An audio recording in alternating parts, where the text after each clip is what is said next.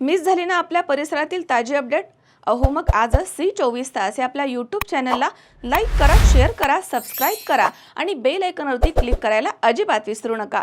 Jadhavar group of institutes Pune यांच्या वतीनं आयोजित दुसऱ्या राष्ट्रीय स्तरावरील जाधवर मूट कोर्ट स्पर्धेमध्ये MMM Shankarrao Chavan law college Pune यांनी विजेतेपद पटकावलंय, तर NBT लॉ कॉलेज नाशिक यांनी उपविजेतेपद मिळवलंय. रवींद्रनाथ टागोर विद्यापीठ भोपाळ यांना सर्वोत्कृष्ट मेमोरियलचा पुरस्कार या ठिकाणी मिळाला आहे.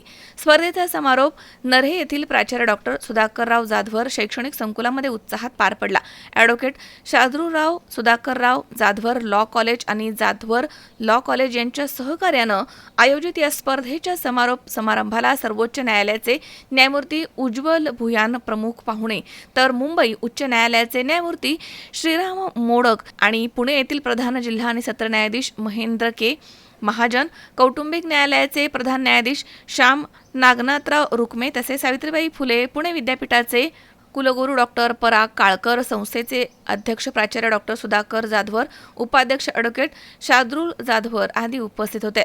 देशना जैन यांना अंतिम फेरीमधील सर्वोत्कृष्ट वक्ता, विधी लुणावत यांना सर्वोत्कृष्ट संशोधक, तर रेहाना इक्बाल इमानी यांना प्राथमिक फेरीमधील सर्वोत्कृष्ट वक्ता म्हणून गौरवण्यात आलं. यावेळी जीवन गौरव पुरस्कार देऊन ज्येष्ठ विधिज्ञ सुधाकर आव्हाड यांचा सन्मान करण्यात आला. स्पर्धेमध्ये देशभरामधील 28 संघांनी सहभाग घेतला होता. 70हून अधिक विधिज्ञांनी परीक्षक म्हणून काम पाहिल्यानं ही स्पर्धा शैक्षणिकदृष्ट्या यशस्वी ठरली आहे. ॲडव्होकेट शार्दूल जाधवर लिखित पुस्तकाचे प्रकाशन आणि 1 मंथ कोर्स सर्टिफिकेटचं प्रकाशन देखील यावेळी करण्यात आलंय. अमोल उदमले, C24 तास, पुणे.